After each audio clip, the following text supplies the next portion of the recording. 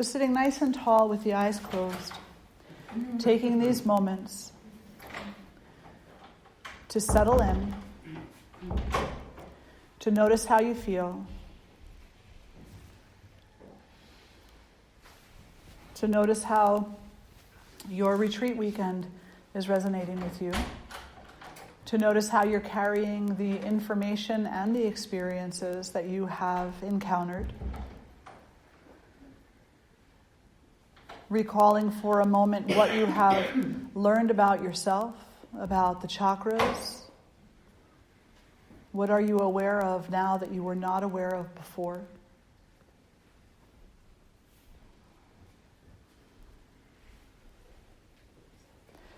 Taking a moment to experience gratitude for this beautiful Sangha, this beautiful community of individuals all coming together for the purpose of peace.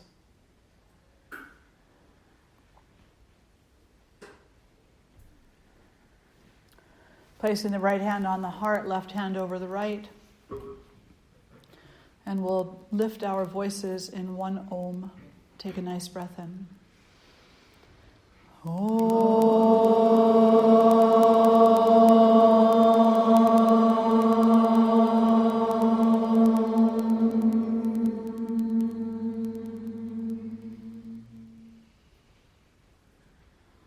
Bowing the head toward the heart, acknowledging all that is. And draw the face to center. Wow. So for our guests, welcome. And for retreaters, it has been an amazing weekend. Yeah. Lots to come. Lots to come. Life continues. Absolutely. And there's so much that I would love to still say about the chakras. But for this session, we're going to focus primarily on a text that is called the Yoga Kundalini Upanishad. So we talked about the Vedas previously and about how the Vedas were very ancient.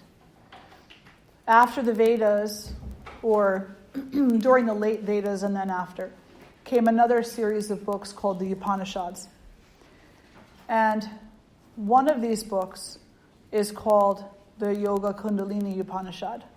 And it's all about yoga, particularly the rising of Kundalini and how to cause it to happen, or how to empower it to happen. And the first thing to know, excuse me, is that when we talk about Kundalini rising, in this particular text, it's called Shakti Chalana. The word Chalana means to stir, and Shakti is the energy. So it's to stir the energy.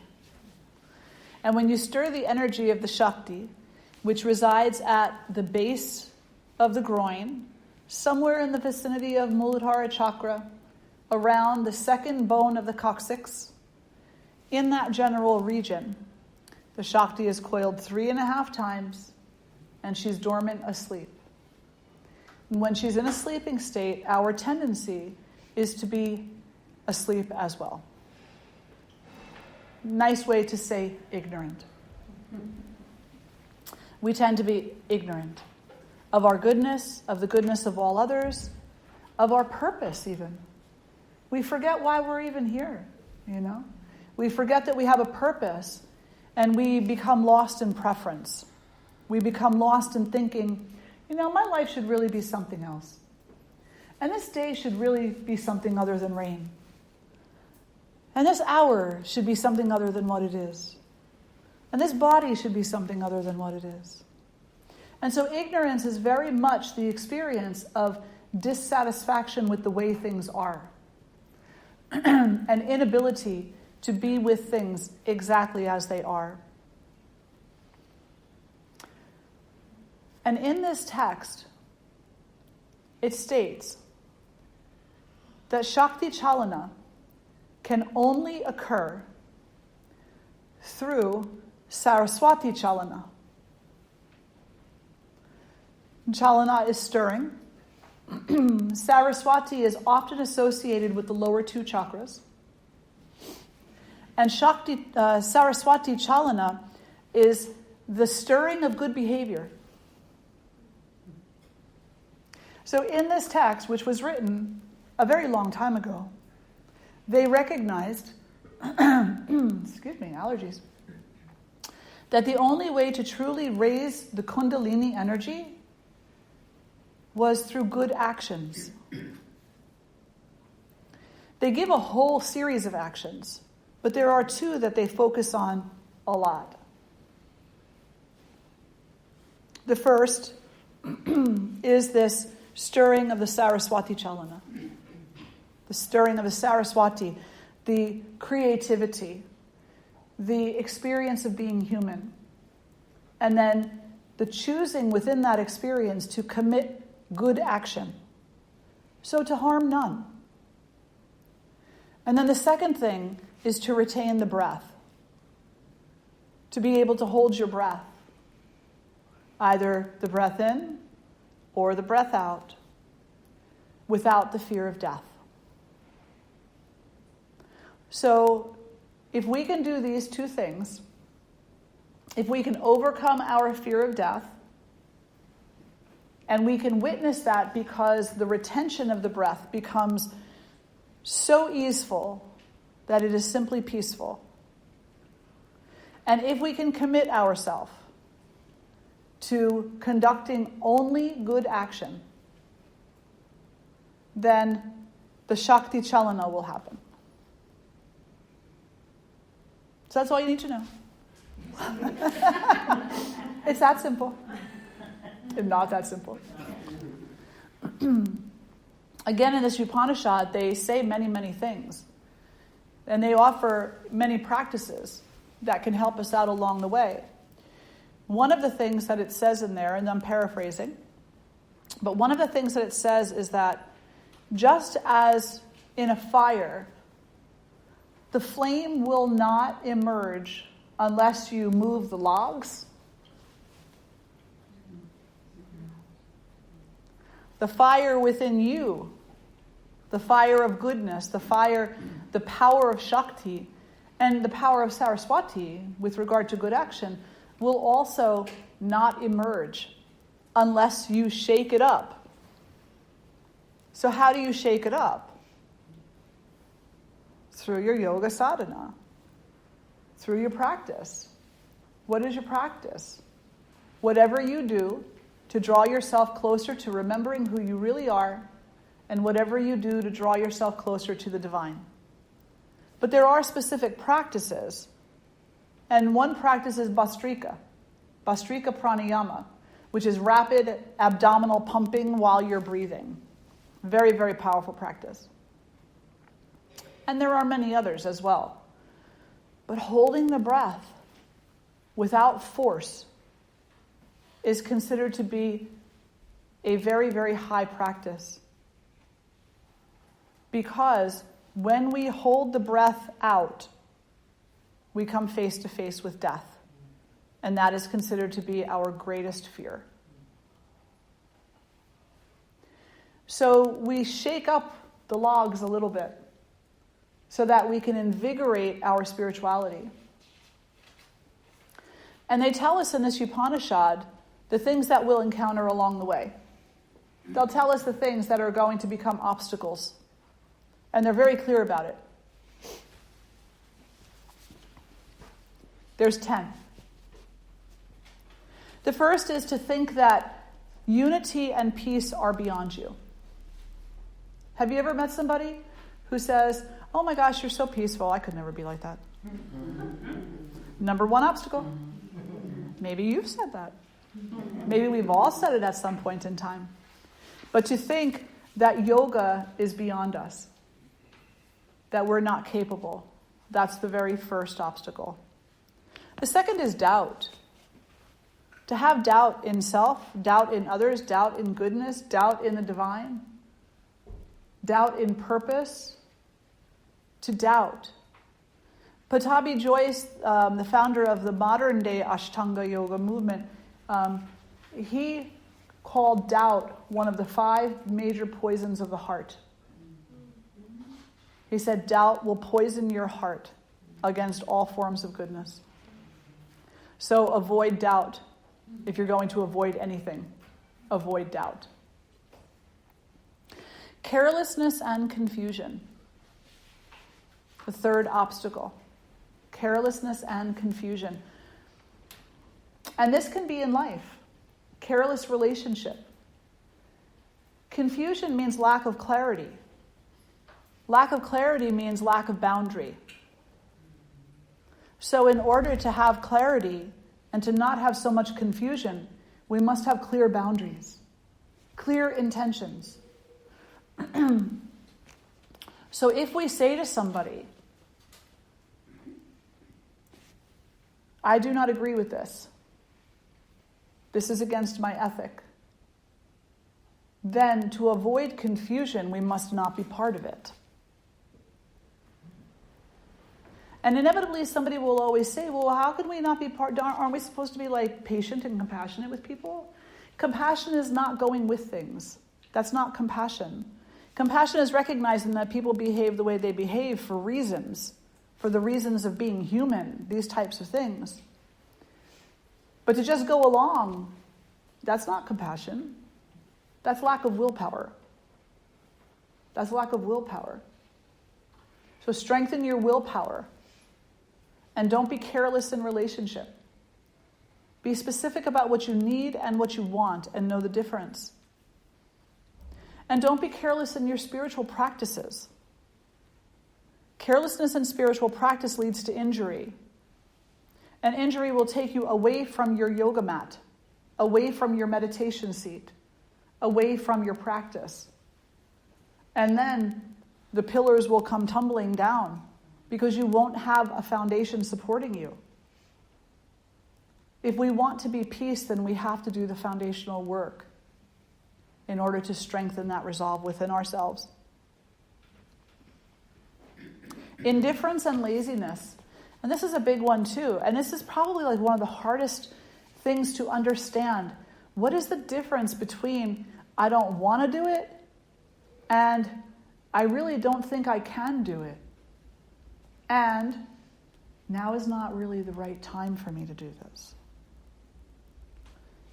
We tend to say the last one, but we're actually saying the first one. I don't want to. And whenever we say I don't want to, it's a form of laziness. You're going to do something anyway. So instead of scrolling the Facebook or, instead of having the latte, just get on your meditation seat and meditate. Laziness, not conducive to spirituality. Laziness will breed doubt, contempt, resentment, and guilt. And none of those are appropriate to a spiritual activist. Because to be activated means to be doing, not just saying.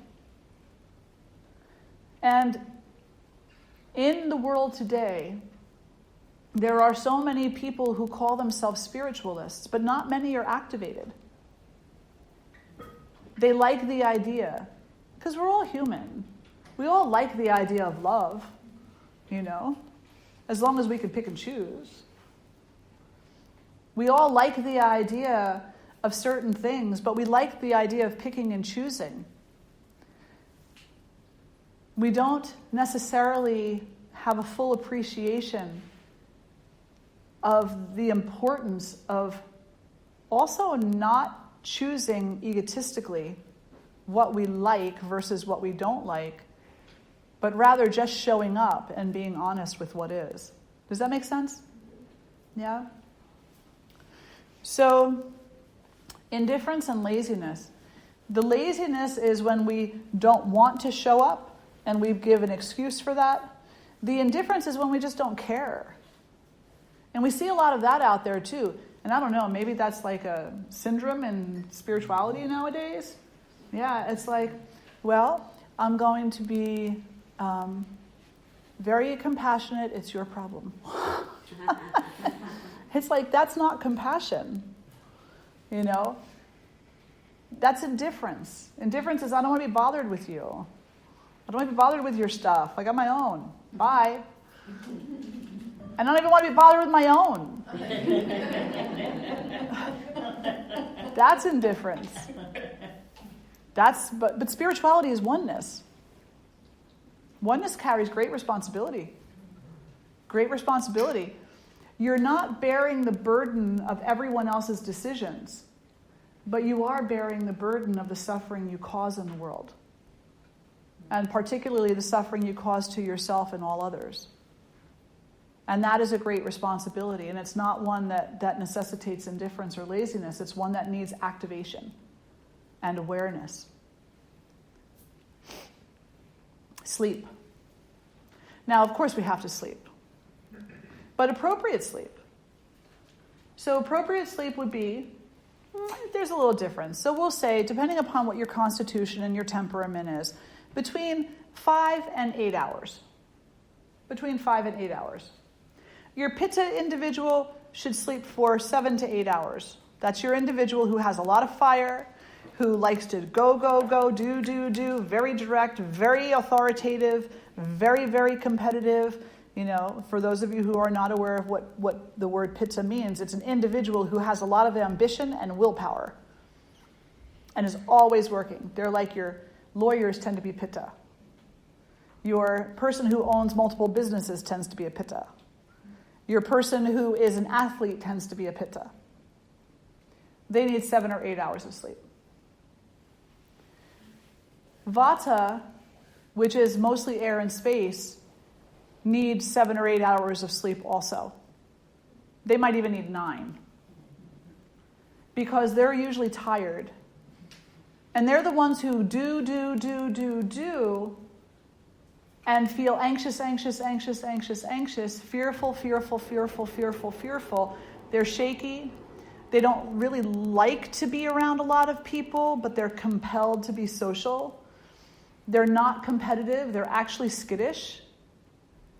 They like to travel because they don't have to stay in one place too long. It doesn't require they get to know people. They can just be like, hi, bye. Just think about a rabbit. Choo, choo, choo, choo. The way that they jump around. They need 7, 8, 9 hours of sleep. And then Kapha. And Kapha is the individual who, it takes a lot to get them going. You know, it takes a lot to get them going. They like to be in place. They like to have their routine, but it's a very, very laid-back routine. It's a very laid-back routine. It's a really laid-back routine. My husband was very Kapha. He had a magnificent mind, but to get the man to get up and to go out hiking with me was a challenge, because I tend to be Pitta, he tended to be Kapha, so together it was exquisite, you know? And the beautiful thing was, when he did get up and go, he had so much energy because he had so many reserves, you know? Yeah. And I'm like, we're almost at the top of the mountain. Why are you still breathing okay? You know? And he'd be like, because I put my legs up the wall every morning for half an hour.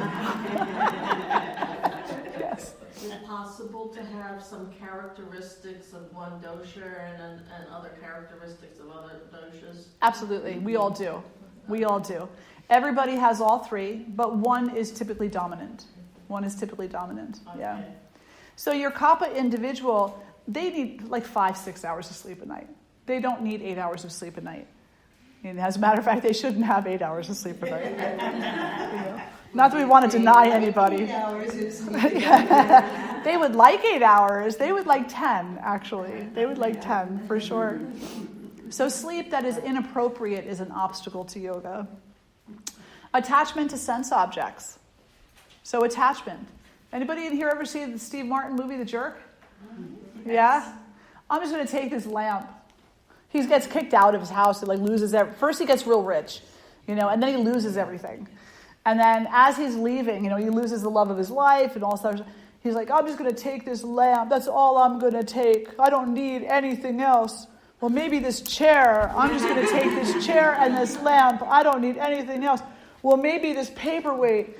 And by the time he's walking out the door, he's got all these things he's carrying, and his pants are down to his ankles. It's a funny movie. You should watch it if you have a chance. But attachment to sense objects, Attachment is an obstacle to yoga, because the more we attach ourselves to things, the more burden we're carrying. They did a study, a really interesting study. They said that people who are rich are not happy. Because people who are rich are afraid about people taking what they've got. They have a lot of stressors because they're always worried. People who are poor are happier than people who are rich. And it's really interesting that in Sanskrit, the word for fullness is purna. Now we spell it, and when we transliterate it, it's spelled either P-U-R-N-A or P-O-O-R-N-A. But still, the vibration is pur. Yeah, purna means to be unequivocally full and cannot be depleted. So there's something to that. Erroneous perception or delusion. Thinking that one is already awakened. No. Nope. They say if there are 1 million practitioners, 900,000 of them will fall away in a short period of time. Out of the 100,000 left, 90,000 of them will fall away in another period of time. And they'll be very erratic with their practice. That leaves 10,000. Those 10,000 will be dedicated practitioners. But out of those 10,000, maybe half or less will be lifetime practitioners. So let's say that brings us down to 5,000. Out of that 5,000, maybe 5 will achieve a level of consistent awakening. And out of those 5, 1 will acquire God consciousness. So the odds are not in our favor. So what does that mean? Why are we bothering, Because to not suffer is so much more powerful. And in the yoga teachings, we've been given multiple lives. And it's said that if we die a good death, and if we live a good life, then the next time we're setting ourselves up to continue the work where we left off. And every single one of us will eventually achieve awakening. It's unidirectional. So, to die is not consistently looked upon in yoga as to lose something. It's actually more equivalent to gaining something, particularly if a person dies a peaceful death. In some lineages, in some traditions, the Swami or the holy person, they'll die sitting up, just like this. And they'll close their eyes and they'll take their last breath. And that's considered to be a powerful death. Swami Shivananda died that way. Wow. Yeah. Powerful stuff. So delusion, and probably one of the primary delusions, is that we think we're awakened. We're awakening. We're in process. And we're not high on the ladder either. We're like just lifting our foot off the ground. Yeah. The other thing to remember is that another form of delusion is thinking that we are not harming. So when we're doing a lot of work, and we tend to say to ourselves, I don't harm anybody. Not true. The door was locked, so I was out there and I was like, Chad, open it. That's fun. That's fun. The look No. on your face.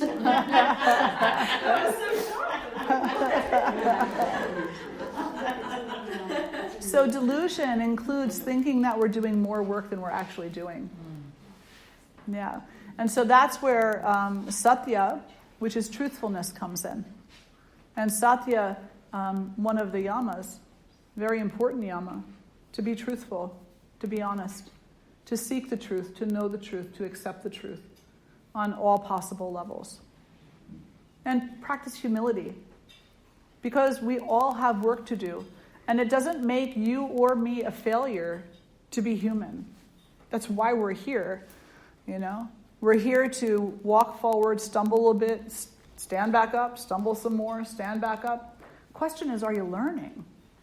Are you learning? Are you paying attention on purpose? Are you seeing what you're stumbling on and then moving the thing out of your way? Or are you just still walking through a dark room, banging your knee into every possible table? You know, the choice is ours, and that's the beautiful gift of humanity, is that we have this free will. We can choose.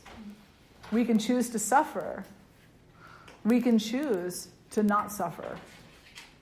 But the not suffering is not as easy as suffering. If you choose to suffer, all you got to do is nothing. Just keep behaving the same way. But if you choose not suffering, you have to do the work. If you choose in this life to reduce your own suffering, then that is a big job. Because it means that you have to look at your whole life as consistently as you can muster. And you have to call yourself on your own stuff and acknowledge, I'm being a little delusional in this moment, thinking that I'm, on that 9th rung of the ladder. And you got to bring yourself back to reality and recognize the karma that every single thing you encounter, every experience, every person, everything is karma being created and resolved. Created, maintained, and resolved. And what the heart is longing for is for karma to be resolved so that we don't stay stuck in habitual patterns of behavior that are harmful to self and others. Concern with worldly affairs, gossip, and being overly involved. Anytime you want to get involved in something, anytime you hear some people talking and you're like, I'm going to go tell them. Just remember, 100% of the things you'd like to stick your nose into will resolve themselves without you. Nothing else needed. And that includes family members, by the way. And friends.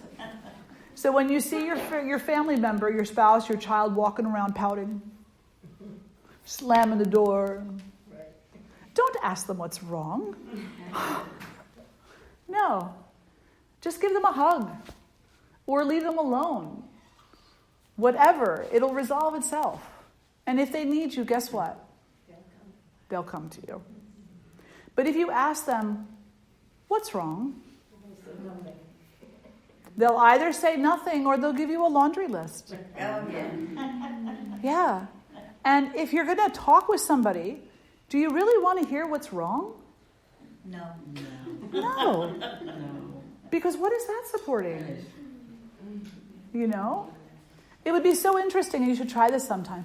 Next time you see somebody pouting, smirk on that scowl on their face, go up to them and say, so what's right today?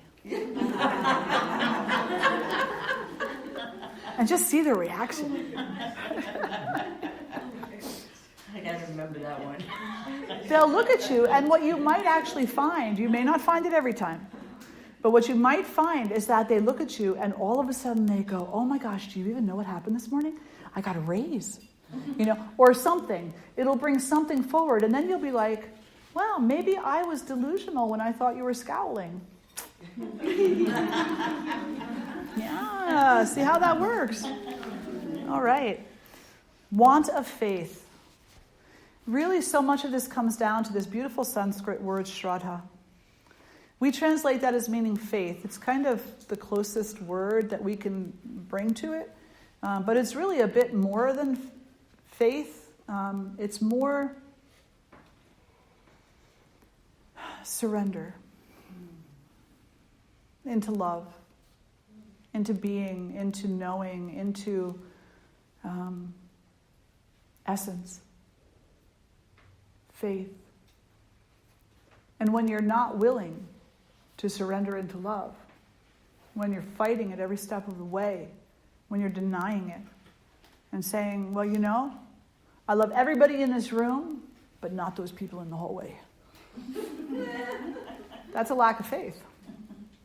Because that's saying, I don't have faith that whoever is in charge up there created everything to be goodness inherently.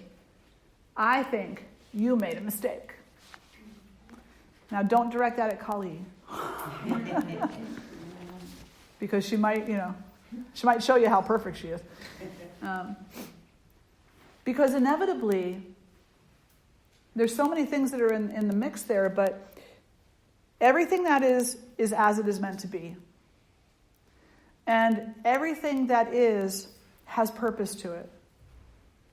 And whether we see that purpose and recognize it or not, that's our own faultiness.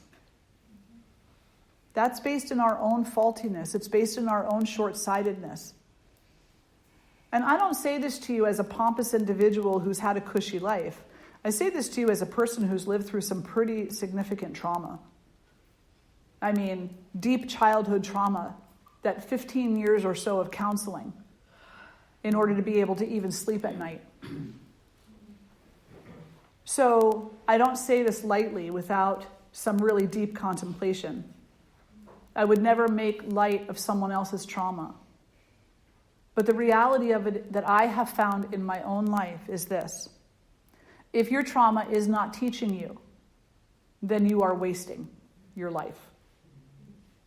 Remaining stuck in a place that has no purpose for you.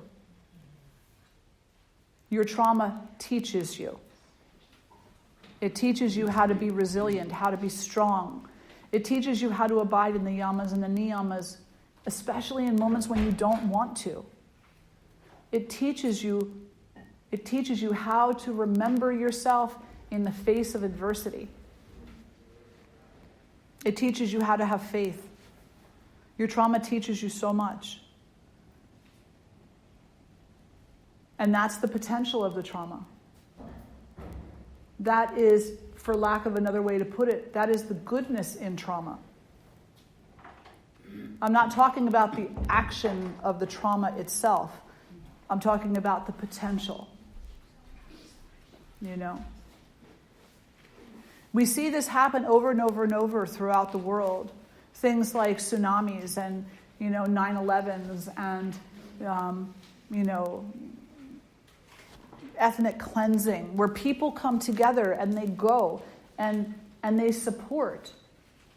And those people might not have been called to such action if it weren't for the trauma that was happening. So on some level, it's like addiction. People hit rock bottom, then they bounce up. And most addicts, if you ask them, will say, if I didn't hit rock bottom, I wouldn't have bounced up. I had to go to that very, very, very dark, spiraling place first. And I don't know why, but it seems that as human beings, that's our tendency. Our tendency is to need a push. And sometimes it's a pretty, pretty violent push before we're willing to take the leap of faith into the essence of who we really are. It's almost like someone just insults you so badly that it wakes something up inside of you and you say, that is not who I am. That is not who I am. And I don't know who the hell I am. But now I'm going to find out. Now I'm going to find out. Now I'm going to see exactly who I am. Because I refuse to be that. And in all my years of counseling and in all the experience of trauma, that's the most valuable lesson I walked away with. Is that it is up to me who I'm going to be. That requires a lot of faith, and it is not easy. Not at all. Day-to-day faith isn't easy. Somebody steals your parking lot, there goes your faith. Parking spot, rather. There goes your faith. Right? It's just so true. It's like, it's a beautiful day, the sky is blue, the birds are singing. That person took my parking spot. Everything sucks. just so human. So those big tragedies. Wow. And then the 10th is inability to accept or understand higher truths. Just not wanting to. Or not being able to. And sometimes we are ill. Sometimes we are psychologically so stuck in a place that we refuse vehemently to even consider the possibility. I see this a lot. I work with a lot of at-risk youth who are really angry. Really angry. And there's this one gentleman, such an amazing young person. Really super, I mean, like when I say this guy was intelligent, I'm telling you, he was intelligent. He was so intelligent. He would sit in class, and I was working with these kids, and they were all, many of them were gang members, a lot of them had behavioral issues. They were all angry or lost in some way, shape, or form to themselves and to their own capacity for peacefulness. And so I would go in and teach them yoga and talk with them about the precepts of yoga. And this one day, we were talking about compassion and talking about working to see the light in other people and working to honor that light. And he's typically pretty quiet. Very, he would be very respectful unless he got angry, and then he'd walk out the room and slam the door and, say a few things while he was on his way out. But this time, he raises his hand and he looks at me in serious face. He goes, "Lady, where I'm from, if I walk down the street and look for the compassion in other people's eyes, I'll get shot between the eyes. You tell me how to live this, because it's not possible for me." I can't argue with that. And I won't argue with that, because that is his life experience, so I will only ever honor that. But what I will say to him, and what I did say to him, was I made a couple of suggestions.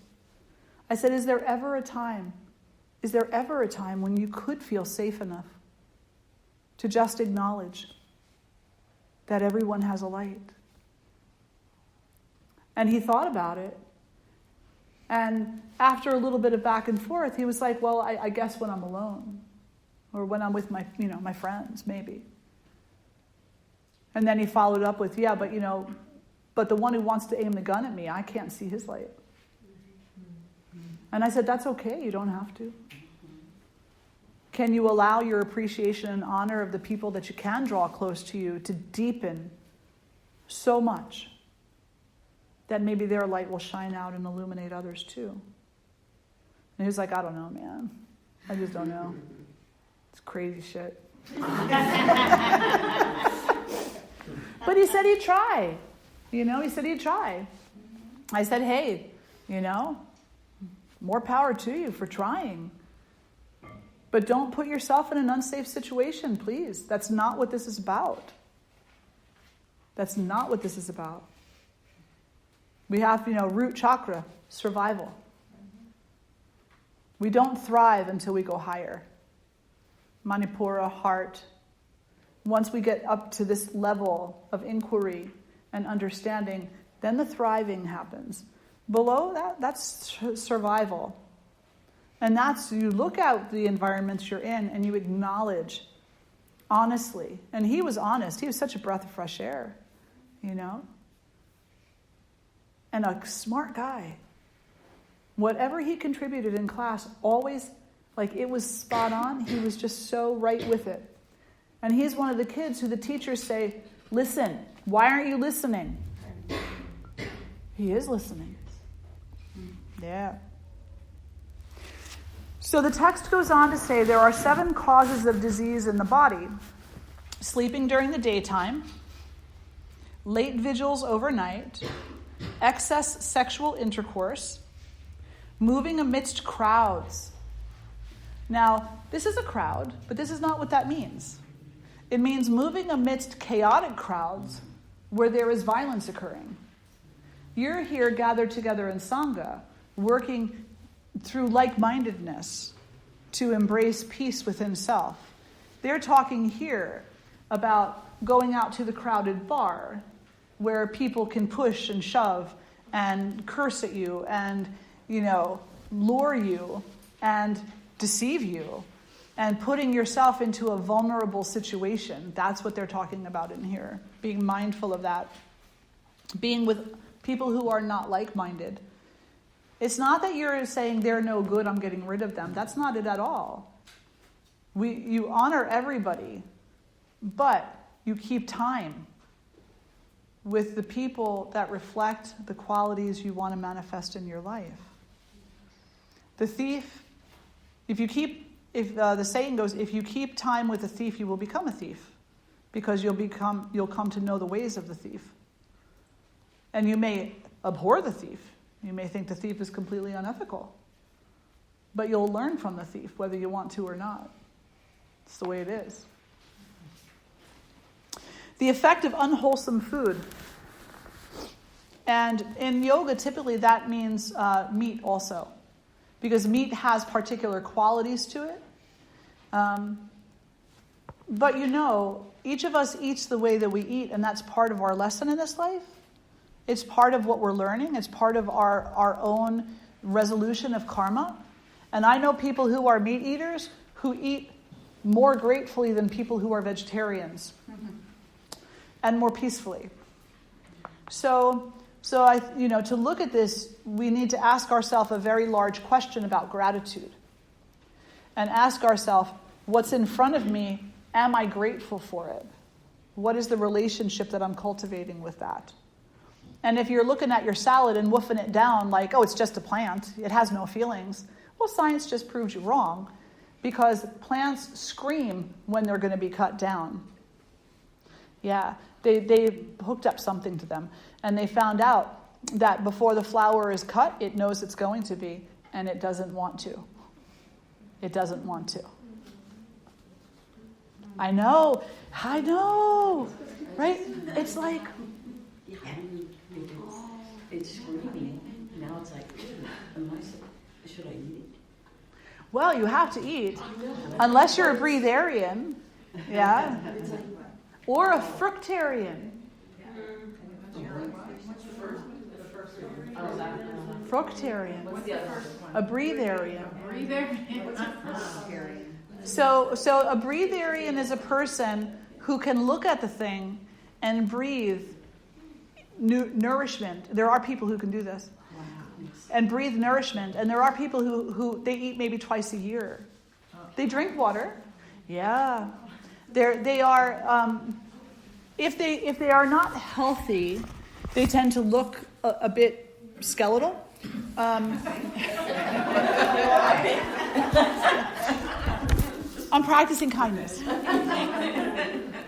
But the ones who are healthy actually look superbly healthy. And what happens is they were interviewing this gentleman who's a breatharian, and he I think he's a monk also. And he said, well, the difference between you and me is that here's an apple. You think that to get the nourishment from the apple, you have to eat it. I think I just have to be one with it. Oh. Breatharian. Fructarian eats only that which is ripe and has fallen from the vine. So the zucchini falls from the vine naturally, the tomato falls from the vine, the apple falls from the tree. So they eat only that which is ripened. And it's ripened naturally. Yes? Well, I was just going to say that same thing. If the apple has already been picked, the breatharian, I bet you finished with the fructarian. Yeah. So the effect of unwholesome food. So it's really up to you in this life to kind of discern what's unwholesome and what's wholesome in your own opinion. But you should investigate. You should investigate and see. You should listen to your body. So your body is a collaboration of atoms and electrons. And they have come together to create molecules. Molecules have come together to create cells. Cells have come together to create tissues. Tissues come together to create organs. Organs come together to create systems. Systems come together to create you. The smallest level of life, according to science, is the molecule. That's where the spark of life occurs. Yoga says it's actually the atom, but that's okay. It's still a very small particle. You have millions, billions of molecules in your body. I think it's something like 72 billion or 72 million. It's a lot. Each one of those molecules has its own intelligence. Each one of the cells particularly establish intelligence. Like some of you have heard this before. Your kidney cell will never be anything but a kidney cell because it knows it's a kidney cell. Science has tried to place a kidney cell elsewhere in the body, like in the liver, and it won't become part of the liver because it knows it's a kidney cell. They have taken cells that develop the ear and implanted them onto the back of mice, and they developed into an ear, not into the back of a mouse. So cells don't change their intelligence. They know what they are and they stick with it. They're smart. How do you treat the cells of your body? Yeah. Right? It's like you're a walking kingdom. You're a country. You have all these little people, little cellular intelligences that are alive within you, functioning to make you happy, to allow you to thrive and survive. And you know who the leader is? Your ego. Your ego is the leader. So then you can ask yourself, what kind of leader are you? Are you a tyrant because of an imbalanced ego? Or are you an ethical leader concerned with goodness, wholeness, kindness, and integration? That's a big question. We could work for a long time on that. But the reality of it is that that's a question that each and every one of us should ask ourselves. This is the first place you lead. What kind of leader are you? Because the kind of leader you are here is the kind of leader you are out there. The way you treat this collaborative body of yours is the way you treat the collaborative world. So if you want to see a better world, then start treating yourself differently. Because what you treat yourself is what you will reflect in the world. Abnormal discharge of urine and feces. An abnormal discharge of urine and feces happens because of the intake of unwholesome food. So if your food is too spicy, you're going to have diarrhea. And if your food is really, really too spicy, you may end up with blood in your feces. If your food is too fatty, then you'll end up with fat deposits in your urine and your feces. So a balanced, moderated diet so that your urine and your feces are not diarrhea or constipation oriented. You don't want to hold anything in the body longer than it should be there, and you also don't want to release it prematurely. There's a really intricate digestion that happens, which involves breaking down the nutrients, uptaking the nutrients, integrating the nutrients, and releasing whatever is not used, which we call waste, but it isn't really. Yeah. And improper breathing. So misuse of your prana, the prana that comes in through the breath. That's absolutely disease-ridden, and we have a name for it. It's called COPD. Yep. And COPD, chronic obstructive pulmonary disorder, is an umbrella term that includes everything from asthma to emphysema. It's anything that is not healthy in the breath. So there's definitely some things that we can look at with that and say, like diseases and whatnot that cause breathing. Fever causes issues with breathing. Trauma causes issues with breathing.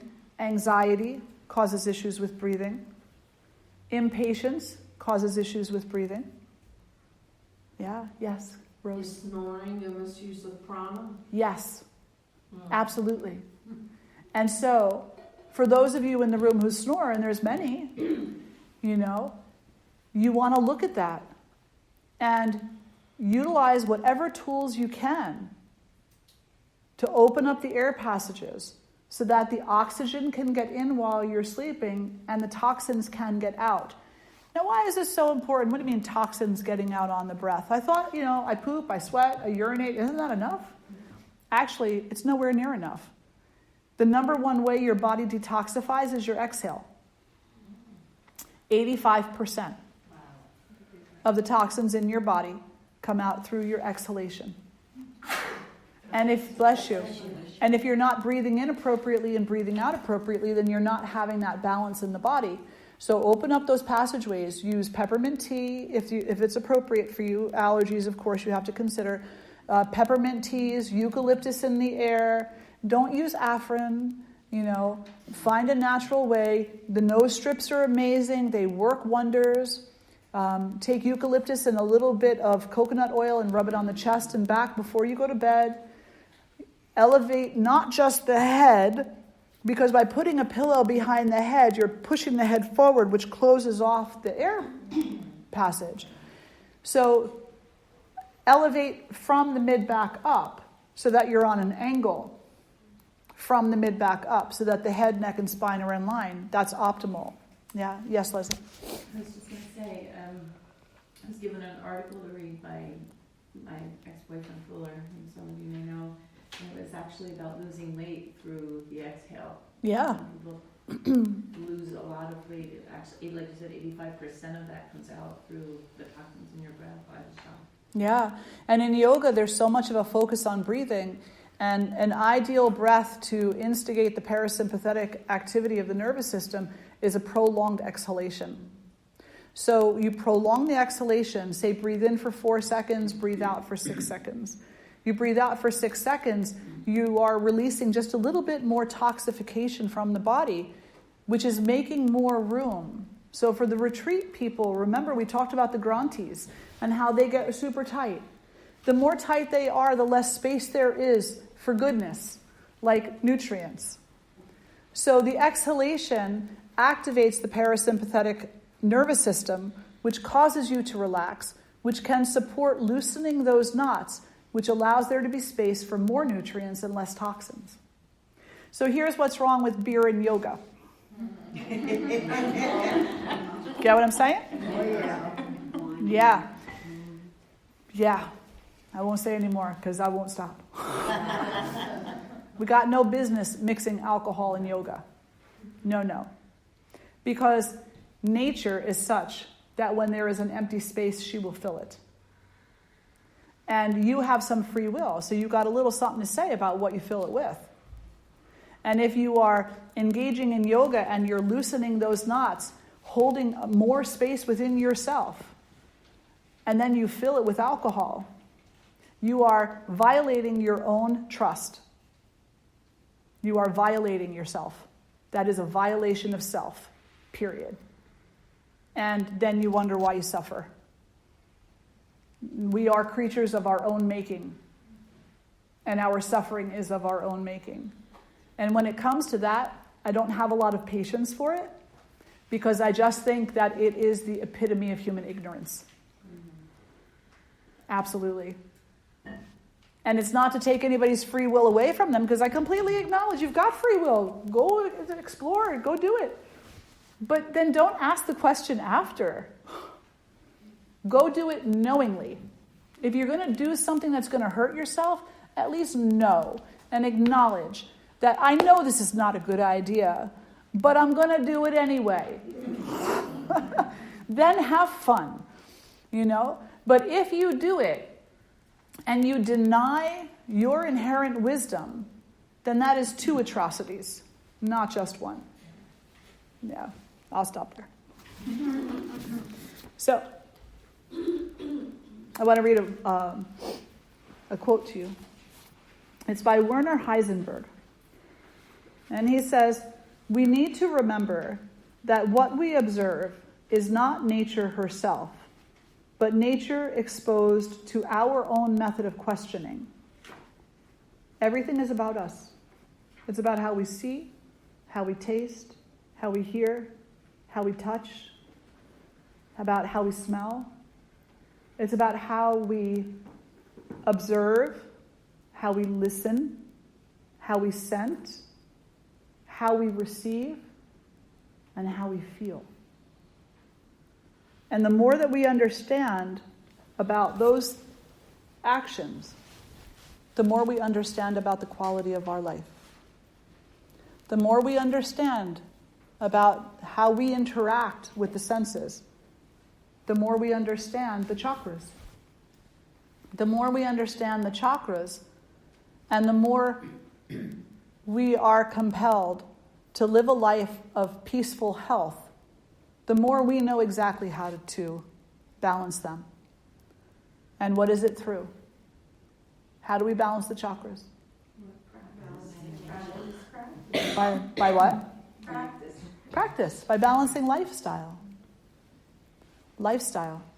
You can't have balanced chakras if you don't balance your life. It's not possible. It's like you've got a scale. There's 50 pounds of potatoes here, and there's a feather here. You're never going to make that scale even unless you take the potatoes and turn them into a feather. Then you'll have a balanced scale. Okay, questions, comments, answers, inspirations. Yes? Just some humor. Did the potatoes come from the Irish side of your heritage? Probably. Either that or I'm just feeling like having some. Yes? Can you please define yoga? Define yoga. So yoga, the word yoga itself means to reunite or to unite, to bring things together. Initially, the word yoga came from the word yug, and the word yug meant to join the animal to the cart, to take the ox and put it to the cart. And then at some point in time, potentially, meditators perhaps, or the yogis, took the word and said yoga to unite the self with God, to unite the self with the divine. Then a little more recent, it expanded that to mean to unite the little self with the capital S self. To unite you with and me. To unite us all. To remember. Not to dismember, but to remember. To dismember means to take the thing into pieces. To remember means to bring it all back to center. Yoga. Yes? Is Pulakamala Ashram still offering the opportunity to hold a showing for the Yoga is Love movie? Oh yeah, absolutely. Absolutely. And actually, Yoga is Love is a 1-hour documentary that we made with a lot of students who were in our training. And we wanted them to share because so many of them in this particular training were going through such life challenges, and yoga was their method of healing. And so they agreed to be part of this documentary, and Yoga is Love. And it is currently available on Awaken TV, or Awoken TV. Awoken TV? And actually, it's the number one film there. Wow. I know. Yeah, woo! So it's the number one film there. And we also are open to having showings of the film at other places, at yoga studios or whatever. And I will even, schedule permitting, can be talked into coming and doing a talk about the film.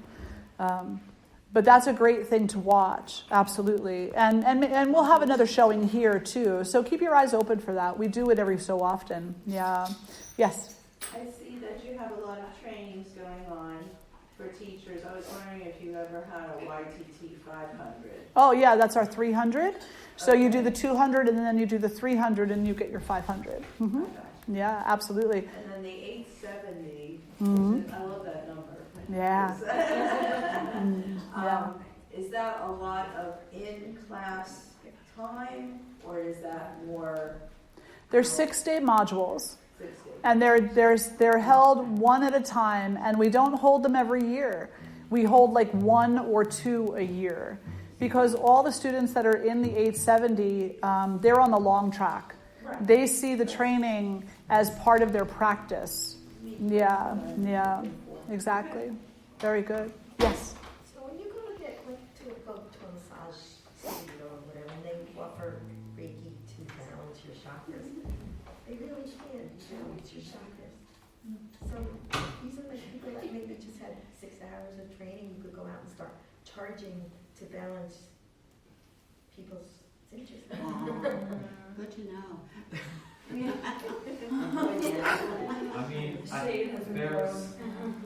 mean, It's not that what they're doing isn't positive, right. you know, because they're bringing energy to those centers, but they don't necessarily, because there's, you know, the level of too much energy in one chakra, the chakra becomes too open, then you have an imbalance, right? Like if your heart is actually too open, you'll actually become very critical of other people. Whereas if it's too small, you're obviously closed off emotionally to some degree to that compassion and that empathy. So it is possible that on some level that they can read the energy and they can support that kind of coming into balance, but if your actions and your diet and all of these things don't line up, then it's just going to go back. Yeah. It's the same with like a chiropractic treatment. They can, you know, pop your spine back into place, but if the muscles are still tense, it's just going to go right back out. And If the misalignment is still there. yeah. So I'll give you the piece of advice my mother gave me. She said, don't necessarily let people touch you, energetically speaking, unless you know. And you'll know.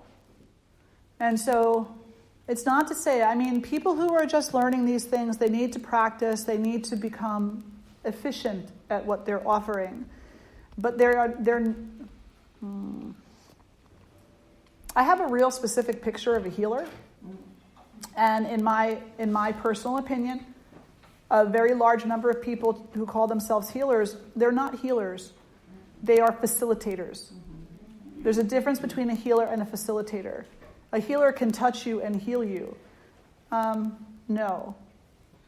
That's a very specific person who has a very long life of training and mentorship and who it has awoken to a degree. Other people are facilitators. They can call your attention to things and they might be able to channel. They might be able to channel and to send, you know, a message. It's not their message.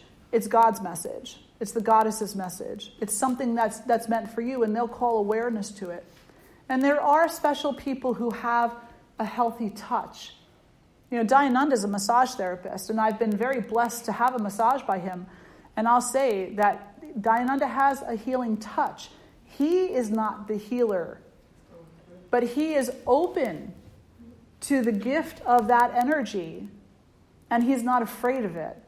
So he's able to take that gift and to share it. And he's a special person because of that. Do you see what I'm saying? Yeah, I just did my certificate one. Yeah. And she's a healer. And she teaches a lot of people. All of Tom's River was taught by her, so there's a lot of people that 6 hours of training that are out there doing it. It's fine. I mean, it's okay as long as... You know what's really great about it? This is what's really great about it. The more people who receive some level of training are more aware. The ego issue comes in when they think they know. The ego condition comes into play when they look at you and say, you know what, I know exactly what your problem is. I can fix that for you.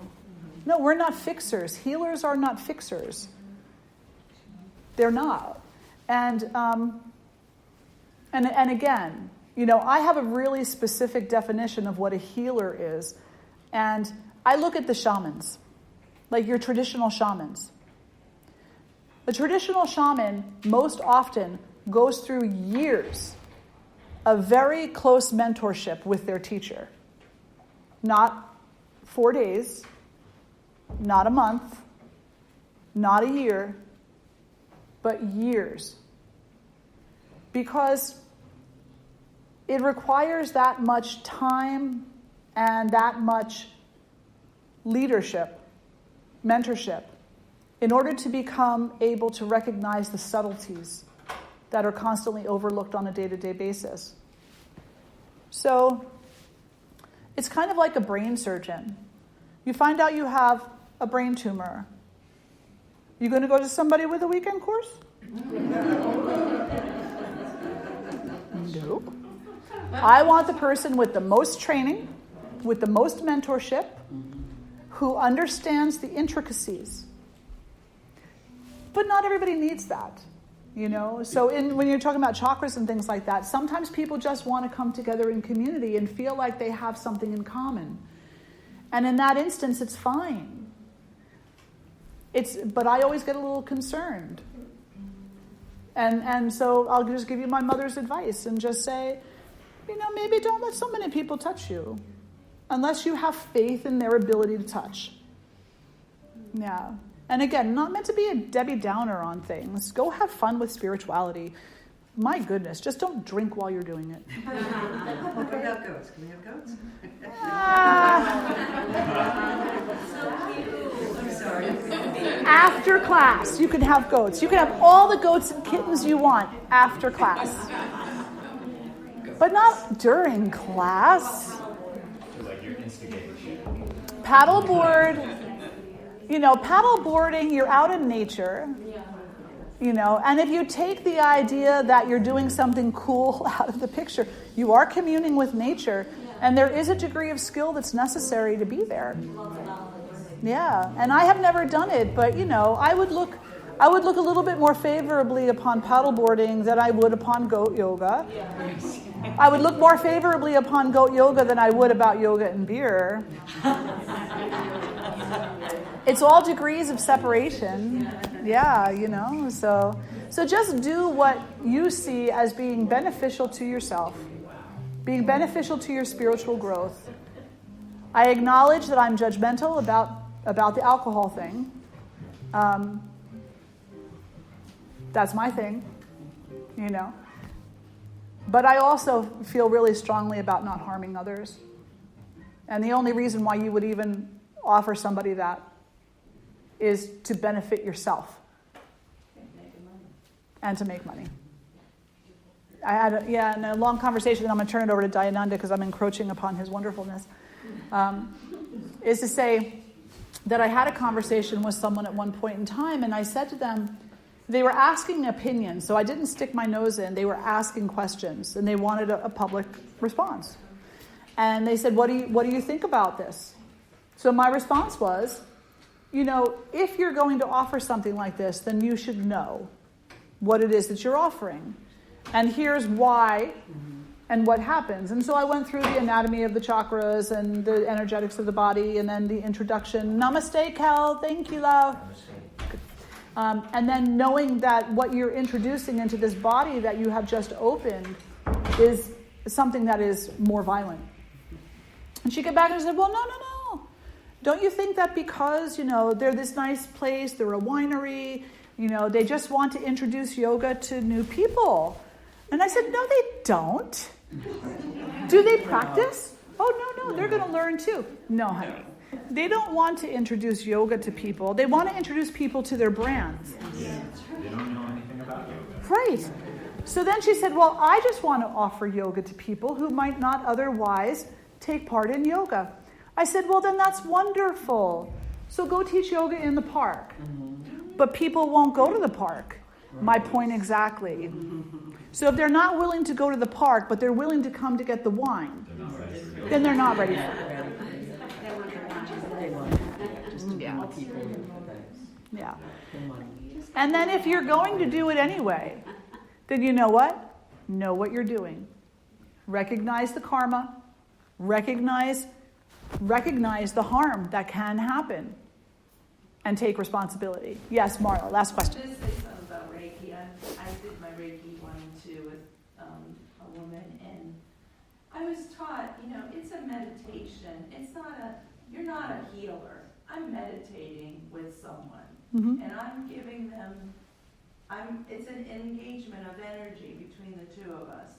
So I take that really seriously, and the person I learn from takes it very seriously, and it's not something to be like, oh, now I'll just do it on everything and everyone. And you have to, there's certain protocols to doing it, and if she's not teaching that in her class, then she's not doing it right. So I'm just going to say one more thing, and then I'm going to turn it over to China. So I'm a scientist. And my PhD is in a specialty of anthropology called biological archaeology. So I've had the opportunity to study people, to study ancient cultures, to study primates, to study evolution, to study the progression of humanity from before we were modern humans to the modern day. And my take on Reiki is this. It is a very sacred practice. And here's one of the reasons why. Before we had this form, before we were what are called modern humans, we were pre-modern humans. And at some point in time, in the deep, deep past, we lived in very small communities of 3, 4, maybe 5 people. And we knew each other, and we touched each other. You know, we preened little insects off of each other. We massaged each other. We knew our relationship to each other very intimately and very well. As history progressed, our numbers grew. And these small little units of 4, 5, maybe 6 or 10 people grew into pre-tribal formations, which now had 20, 30 people. You still knew each other. You still touched every person in that group, and you knew your place based on touch. Then we come into more formalized tribal culture where you have several hundred people. You still have a very close interpersonal relationship with people, and odds are you are going to touch everybody in that tribe at least once a year, you know. Then you come to pre-industrial age, and now we're talking thousands of people. Well, guess what? You are becoming more lost. You are not touching so much, and you are encountering people who you have never met. Now come to the industrial age, where there are 320 million people. Most of them you do not know. In your own neighborhood, how many of your neighbors have you ever even spoken to? We evolutionarily need touch. It's what reminds us of our connection to one another. And we live in a world today where touch is looked down upon. Anybody in here a teacher in elementary school? Are you allowed to hug your student? No. No. I do, but you're not supposed to. Yeah, and you can lose your job for doing so. And you can actually be brought up on charges for doing so. You won't go out into the public and put your arms around people you don't know because we're afraid of people. So evolutionarily speaking, we are suffering because touch is an inherent part of what we need to be healthy and to be soulfully healthy. So Reiki fills that void. Reiki, which again is a very sacred act. Reiki is the sharing of energy in a way that is spiritually and evolutionarily necessary in order for a person to come to begin to embrace their wholeness. That's my take on it. Absolutely.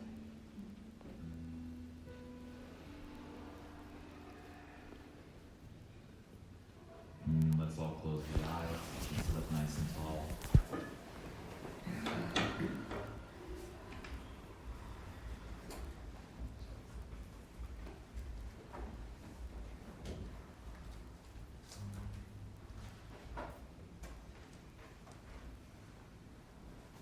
And just bring our awareness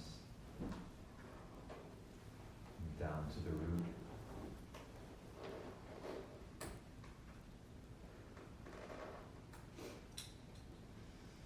Envision the elephant head of Ganesha.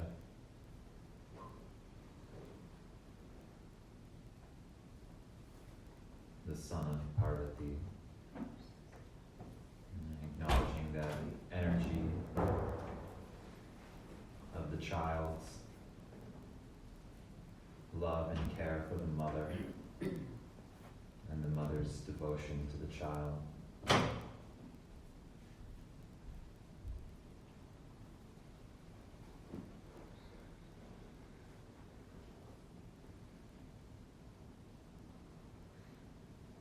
And we'll begin with one Om, and we'll move into the mantra, bringing the hands into a prayer position in front of the heart. Inhale for Om.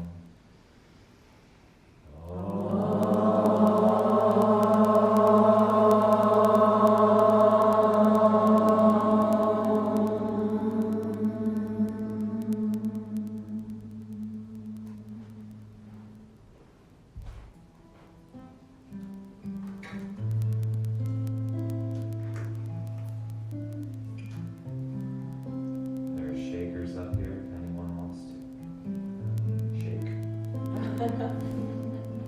And there's a drum over here. Chad's in the kitchen and cannot cook and drum at the same time. Huh? Yeah. Yeah. Working on it. Yes. Any drummers in the room? And don't be shy.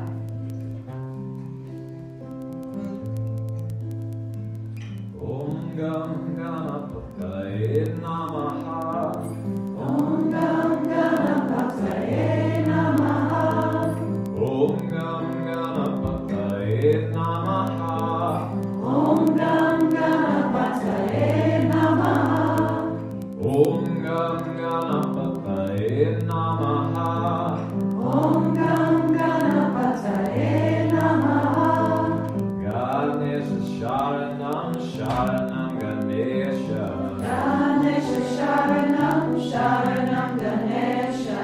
Ganesha Sharanam Sharanam Ganesha. Ganesha Sharanam Sharanam Ganesha. Om Gam Ganapataye Namaha. Om Gam Ganapataye Namaha. Om Gam Ganapataye Namaha. Om Gam Ganapataye Namaha. Om Gam Ganapataye Namaha. Om Gam Ganapataye Namaha. Ganesha Sharanam Sharanam Ganesha.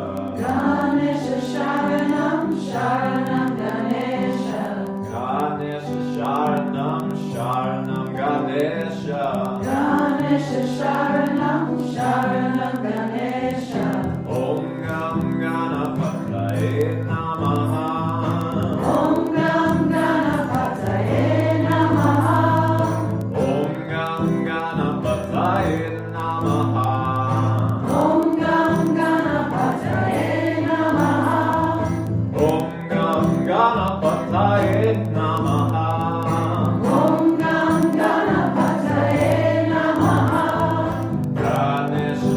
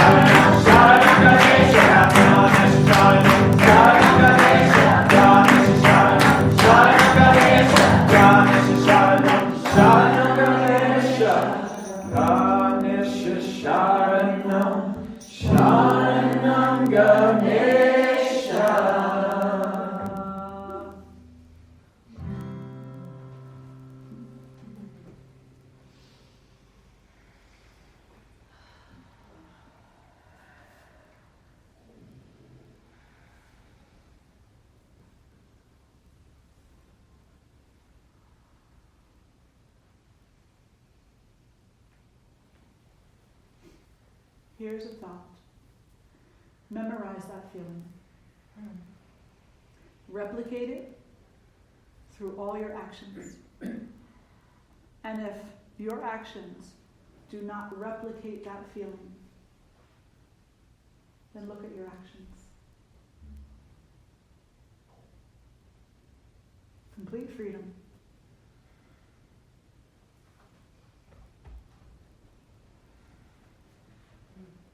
Look at how you think about your actions too.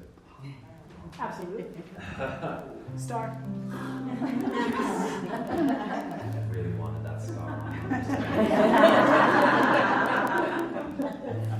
I was smiling up here because I was like thinking like, I always wanted like in my band, my hypothetical rock band, to have like female vocalists, like backup singers, and I'm like, wow, I got a whole room.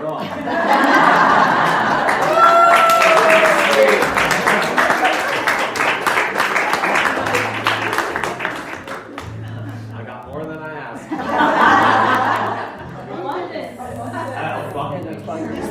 It's the law of Elmo. Yeah. It's the law of Elmo. So everything in life, you can be assured Elmo will show up. You will either get everything you ask for, less than what you ask for, more than what you ask for, or the opposite of what you ask for. Swami Dayananda. Thank you. Appropriate. So we're gonna roll with the Mataji now. So yeah, you guys are familiar with the chants. So just call and response. This one will go through Jai Jagadambe. Jagadambe means like Earth Mother, Mother of the world, Mother of the universe. I got what I asked.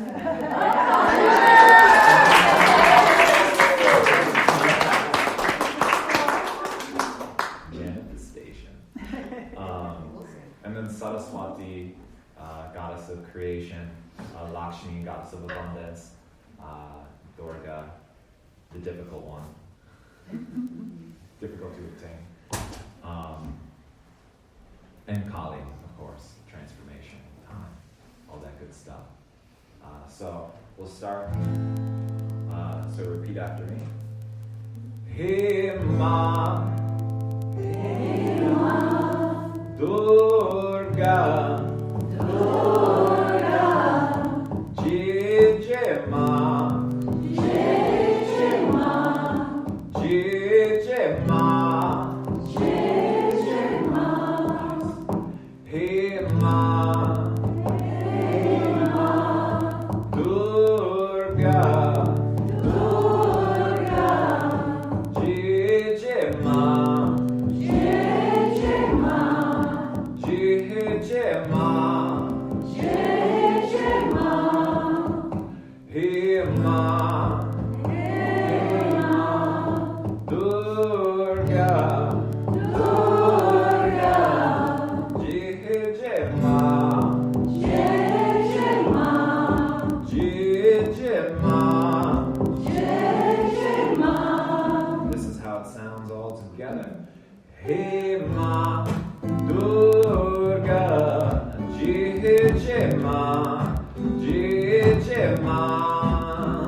Hey Ma, Durga, Jai Ma, Jai Ma. Hey Ma, Durga, Jai Ma, Jai Ma. Hey Ma,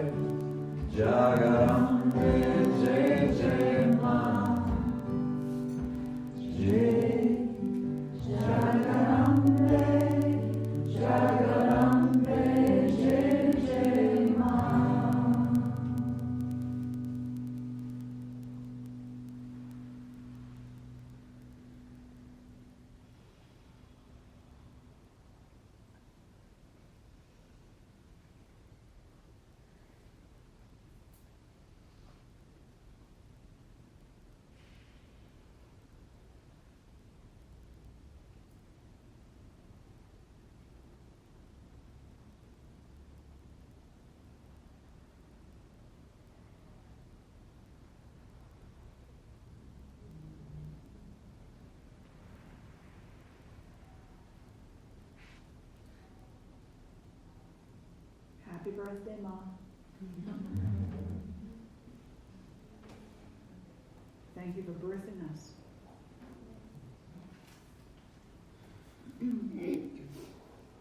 So let's just take a moment and integrate our experience from this weekend. For those who have been in retreat, integrate experience for those visiting for the morning, integrate experience for YTTs. And we're just going to go around the group and one by one, just a reflection of something you can carry home with you. Short reflection, one sentence, maybe two, even one word, maybe two. And we'll start here. I feel like contentment and more compassion. I just feel like an awakening and a lot more to work on. And feeling the true meaning of what it is, hopefully I find and I'm looking for.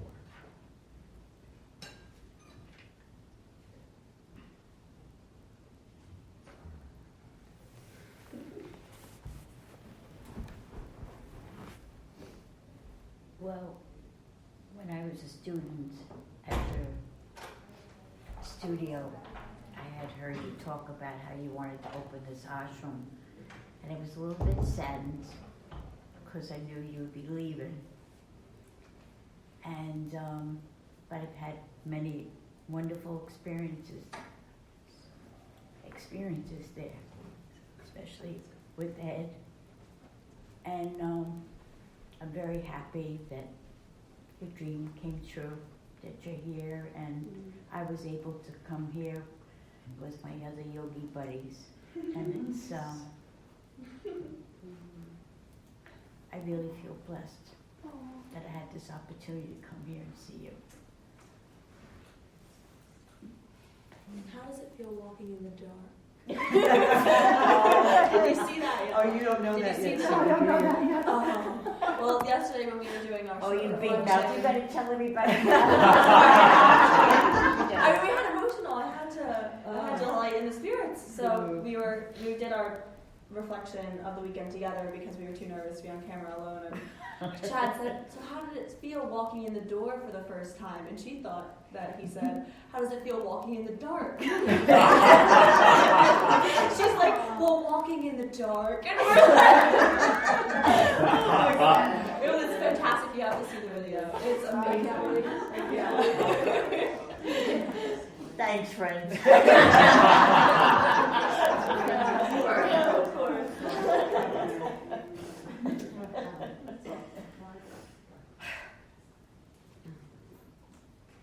Once more. You've answered questions I didn't even know I had.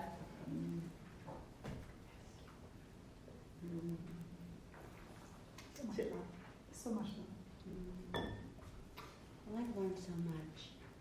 I feel I've been educated, and I've learned, of course I have to do the work, but I've learned some things about myself here that I need to go out and work on and come to the service. So thank you. Every time I come to the ashram, I feel like it's a home away from home. I further my education every time I talk to anyone that's here. I can feel like I can be myself without anyone looking at me differently. I am just so grateful to have this place so nearby and so grateful for you. So, thank you.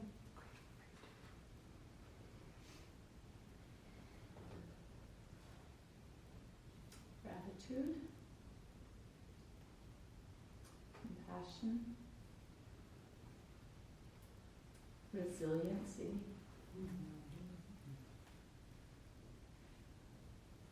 hope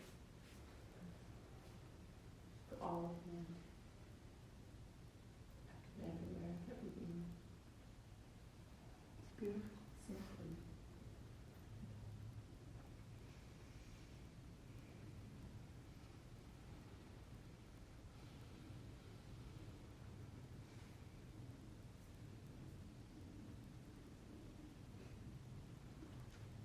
you like to share? And it's my third time here in this ashram. I don't do yoga, and I'm not familiar with yoga really. I just, but this is my third time, and every time I was here, I felt more hungry, and I actually felt something like longing. It's almost like every word you say is engraved somewhat deep in my heart.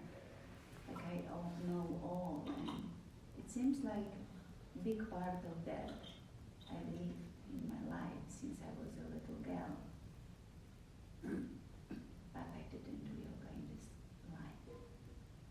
So I think something will happen. I think so. I think so. Thank you for sharing, Sudha. Thank you for holding the space of light. Thank you for enlightening me and reminding me that the work is never done. I think I was delusional before. So now I know. So I have my work cut out for me. We're all delusional. Until you woke me. Until you woke me. So I woke down. So much love to you, Sharon. Thank you. Yeah? I'm just going to keep mine short and simple. So, wherever you go, there you are. And thanks for being us a person. No, I have to go. Wait, you can't talk? I remember in our phone interview, because we had all these conflicts, and you said, you're in the right group. And at the time, I was like, whatever. But I'm not from around here originally, but I live here now, and I have struggled to make a group. And I love you girls so much. Oh, wow. 6 months of work. And I'm so grateful for you and for them, and for us all just being together here.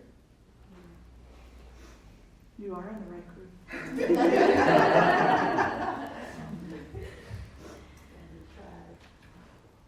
I've spent my entire life being like the fixer and like getting everyone else in my life into this like spiritual path and everything. So now it's finally like my time. So thank you for holding space for that. Oh, you're so welcome. So welcome. I am very grateful for this experience. I'm taking with me this short phrase, 2 short phrases. Bring peace in the midst of chaos. Bring compassion rather than judgment. Yeah, beautiful. Very nice. I'm grateful for what I received. I received encouragement to move on with my journey, to feel safe, not to be scared. It's okay if you are scared because the journey is hard. Mm-hmm. And just the opportunity and the lessons you've taught me to move on. Thank you. Thank you. Thank you. Thank you. I'm sure I will have many more questions later on because that's my nature. Very good. Community, contentment, and inspiration. Beautiful. I'm just happy to be here. I'm just so grateful that this place exists, and I'm grateful for you as well for holding space for us, just for letting us come hang out. Thank you all for holding space for me. Yeah. Thank you. There's so much going on in my head. The one word that comes is I'm humbled. I have so much humility, and that's a good thing. Mm-hmm. And I question why in this time was I drawn here. Just a question, and the work is to be done, but there's a reason. And thank you. You took my word. It's been a very humbling weekend Yes. for me, so thank you. You're welcome. Thank you for showing up. Absolutely. our New Jersey friends, we apologize for bringing Suda here, but we were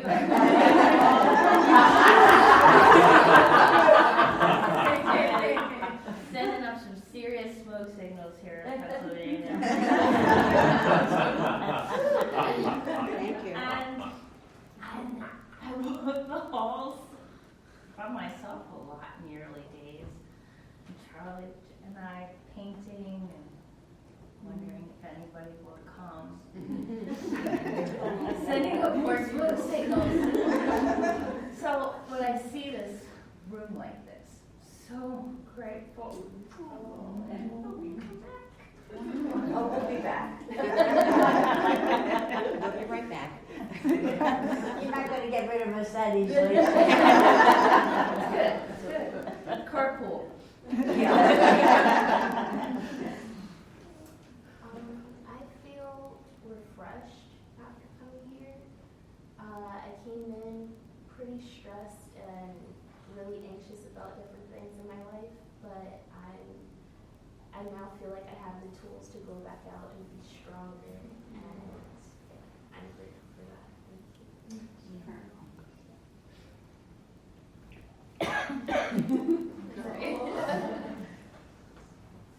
We hear you, sister.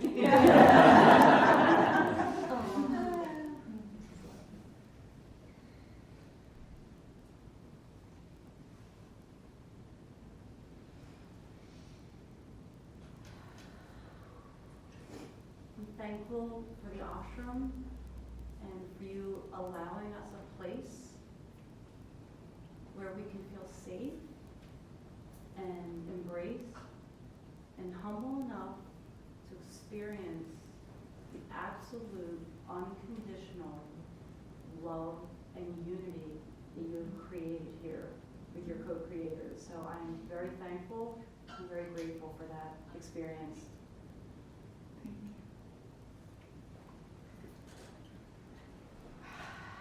I'm very grateful for this weekend.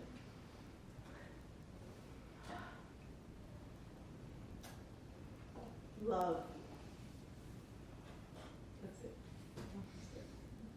Namaste. It's my first time here, and just being in a community of like such like-minded people. I mean, I don't know many of you, but there's such a beauty that came from this weekend. So thank you to each one of you for sharing it. This weekend has been a lovely Mother's Day gift to myself.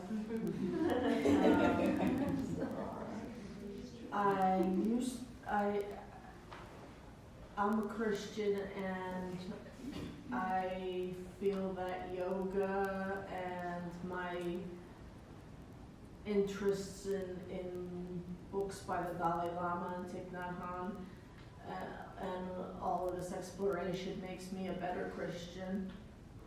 And although I haven't been able to practice yoga on a regular basis as I used to, it's been replaced by physical therapy exercises because of physical limitations. I'm still glad to have done yoga here this weekend. And while I'd be reading these books that I have from Shambhala Press by Thich Nhat Hanh and Dalai Lama and Pema Chodron and all of them, I feel like I'm the only weirdo I know who is into all this. I'm happy to have found Kula Kamala. What's wrong with others?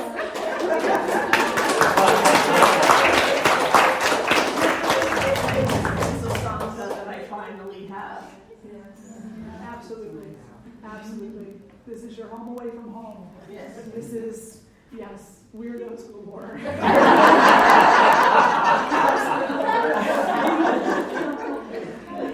So happy to have you here with me. Thank you. I'm really glad that the ashram is close to my home. I'm able to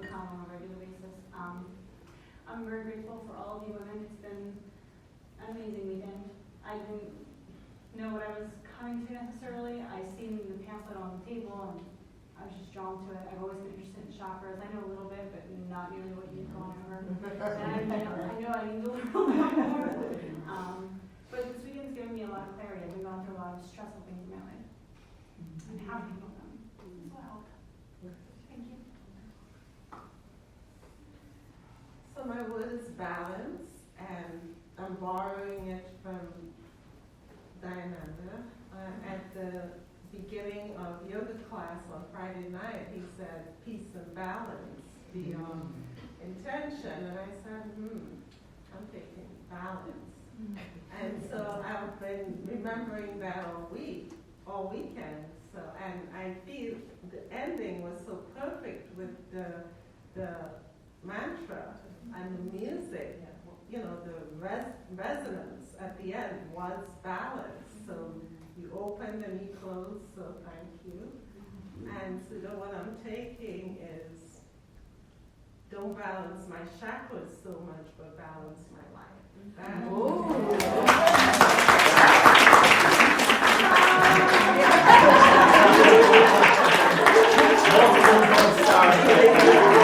Everyone give her a gold.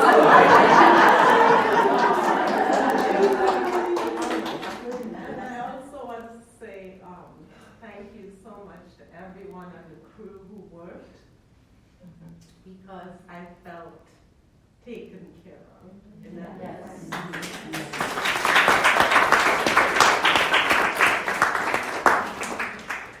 Thank you.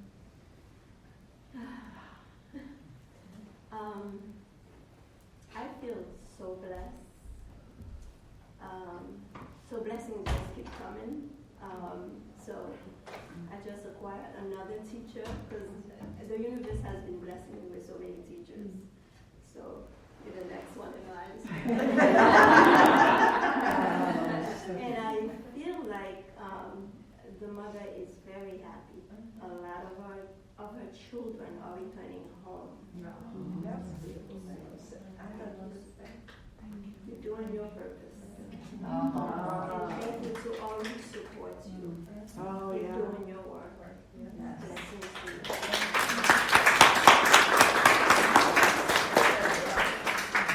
To everybody, you know. Yeah, absolutely. It's so weird as I'm listening to everybody, how things happen in life. So, like 20 years ago, I met this yoga instructor, and she was just amazing. She's like, you have to go on a retreat. And I'm like, what? I went to my first retreat 20 years ago, and these two women were just amazing. So for the past 20 years, I followed them every spring, every fall. So now they're in their late 70s and they're not doing it anymore. So now I have Miss Carol here.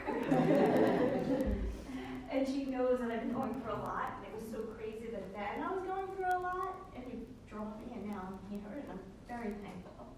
She knows the stress. Now I feel like I have tools and a new place to come to. Thank you. Thank you for being with us. Thank you.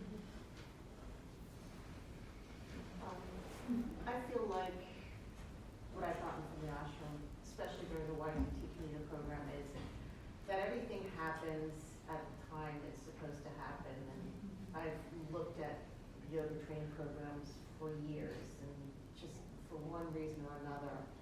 And then I did this one, and I got to be in a class with 4 women who are just, it's amazing that you have so much in common, although we're all different ages, we're all different kinds of things.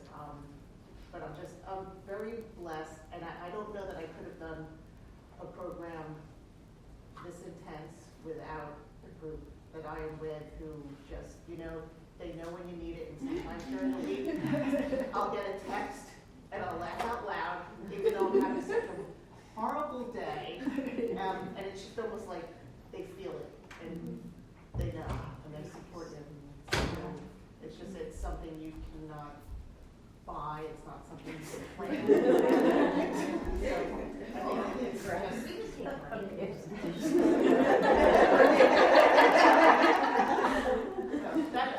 It's just, it's a blessing that you cannot put a price tag on. Yeah. And it's just happen when they're supposed to happen with the people they're supposed to happen with if you allow the space. It's so true. In the patients. But she made the space. Well, actually, we all make the space. We all make the space because it's nothing without you. You know? And it's nothing without Dayananda and with everybody else on staff. It's just not. You know? I have a lot of really great ideas and a lot of practice. But you're also willing to come in and explore the ideas and take part in the practice. And so it's all of us together. Absolutely. And I couldn't do it without these people. You know, I mean, Dayananda and what he does, and Burmani on the kitchen, and Chad, and just everybody. Michelle, you know, I mean, oh my gosh. Aslan, Deanna. Is Deanna in here?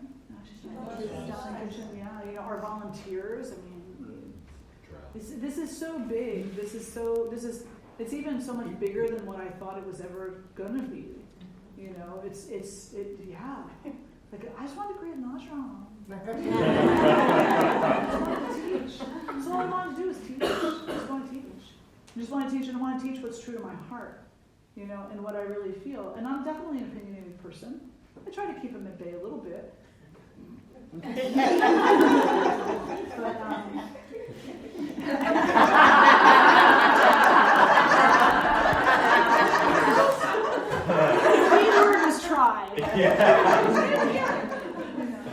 But, but I do believe, very, very emphatically and very deeply in my heart, I do believe that we are each put here so that we can guide each other.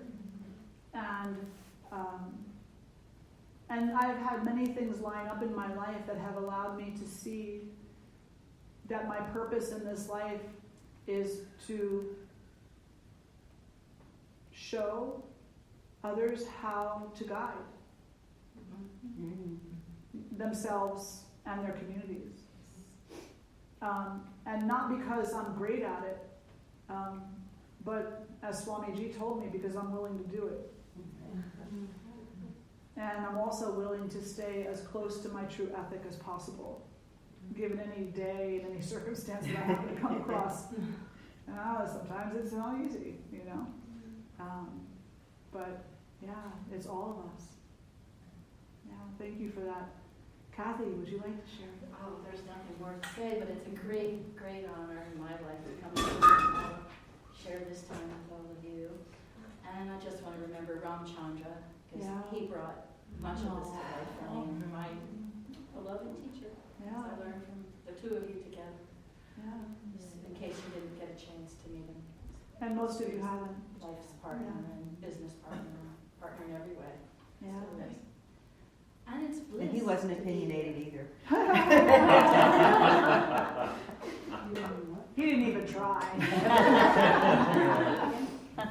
He just said, he just said. Yeah. It's really been a journey. It's been a beautiful journey, and I'm grateful every single day for all the brilliant people who come along, no matter how long they stay, whether it's a visit or a residence or, a lifetime. Yeah. It's just such a gift. But I really feel that the one thing that we can all walk away from this weekend with is an understanding that we are not the only ones who are seeking. That there is this humongous global community of seekers. So let's just come together. Let's just do that. Let's just seek together and find the solutions together. Make our lives the place where happiness thrives and love has a space and truth is valued and honesty is an inherent part of integrity, and everyone has the ability. I look at you, I want to cry, because I just see all the authenticity in this room. And as I tell the YTT and I tell every group that comes in, I'm just so excited for you. I'm excited for the hearts you're going to touch, the hearts you have touched. I'm excited for the people you're going to guide. I'm honored to be able to do the work that I do, and I'm excited about it. But I'm excited because I know what you're going to do. And I'm just grateful for that every step of the way. Every step of the way. So I guess that, my final message this weekend to you would be brave. Just be brave. You will come across nothing that can crush you unless you let it. So be brave. Be the one to stand up and shout from the rooftops that there is an answer, and it is not hate. It is not separation. It is not division. It is not lies. It is not corruption. There is one answer and one answer only. And that's to show up in a state of love. And just share that with everybody you can. But mostly share it with yourself. Every day. Without fail. So I'm just so grateful to have had this weekend with you. And I look forward to many, many more. Many more. I miss my beloved terribly. It's hard not to have him here physically. He's here in many other ways. But it's very hard not to have him here. We talked about this so many times, and I know he's smiling. I can feel that. And I want to say thank you to Dayananda for all your support over the retreat. Thank you. Thank you to all of our staff. Please be kind to them. Let them know how they made you feel. We really strive that when you walk in that front door, you know you have crossed a dimension. Yes. And when you leave, you take that dimension with you. So please let them know that they're succeeding in that. I think that they would love to hear that from you. Yeah. Closing mantra? Sure.